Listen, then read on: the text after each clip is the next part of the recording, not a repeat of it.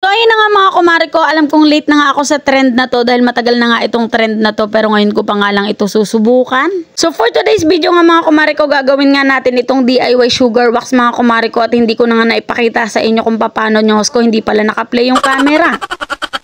So basta ganun lang naman yun mga kumare ko, maghahanda ka nga lang ng kalamansi, asukal, tapos mas maganda mga kumare ko kung pula nga yung asukal mo kasi hindi nga pula itong ginamit ko kaya naman hindi ko na-achieve nga yung kulay brown. Naglagay nga lang pala ako dyan mga kumare ko ng 2 peraso ng kalamansi tapos bumili nga lang ako ng tinging asukal na wash mga kumare ko dahil wala nga kulay brown, bali 2 kutsara nga ang katumbas nun. Tapos pakukulaan mo nga lang ito ng bahagya mga kumare ko, saglit na saglit nga lang tapos hahantayin mo nga lang na lumapot na siya at ewan ko nga kung nakuha ko nga ba yung tamang texture niya. Para malabnaw.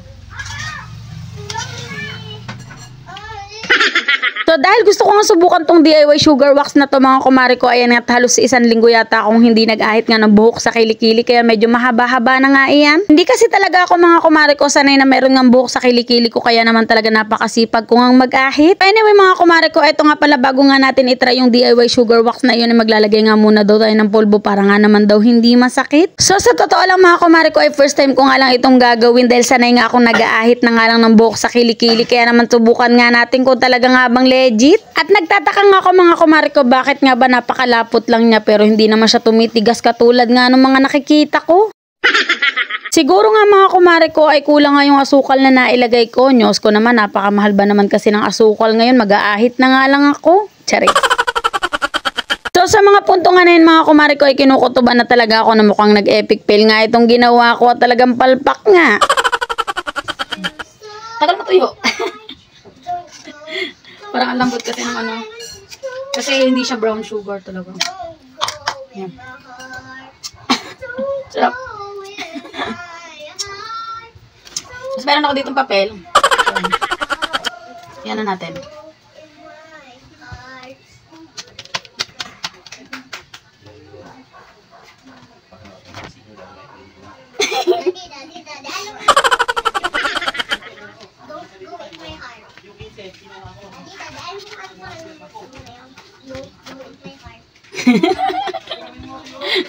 Failed.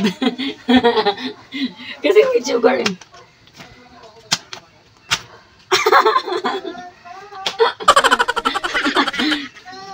Ba't ganon? Ito pa rin yung mga buhok, hindi naman siya nabunot.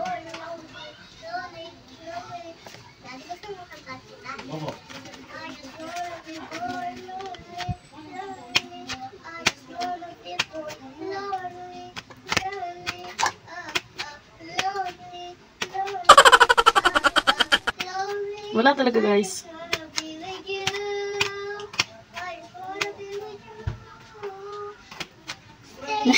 So dahil palpak na yung pagkakagawa ko mga kumare ko kaya naman ayan inahit ko na nga lang dahil sigurado pa ako talagang kikinis nga ulit mawawala yung buhok sa kilikili ko. So hanggang dito na lang muna mga kumare ko. Maraming salamat sa panonood. God bless.